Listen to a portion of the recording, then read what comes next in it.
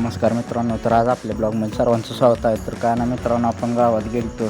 तर तुम्ही म्हणताना कशाला गावात गेलता, तर पुढील भाग बघा पूर्ण समजेल तुम्हाला. ही बघा आपले मित्र पण आलते.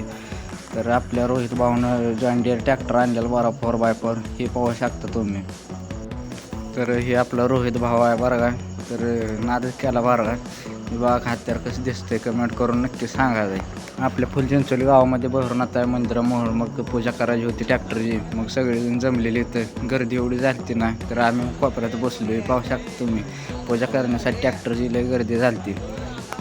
कोण कोण आलं तर त्यांनी बी कमेंट करून सांगायचं.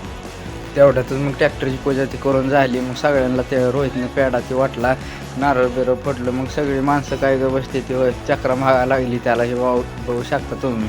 तेवढ्यातच मग आपला सुमित भाऊ आला, त्याला बी आपण ब्लॉगमध्ये घेतले बरं. तर हे आहे आपलं फुलचिंचोली गाव. तर ट्रॅक्टरची पूजा करण्यासाठी लई गर्दी होती बरं का मित्रांनो. तर आज आपला छोटाच ब्लॉग इथं संपला. तोपर्यंत आपला धन्यवाद.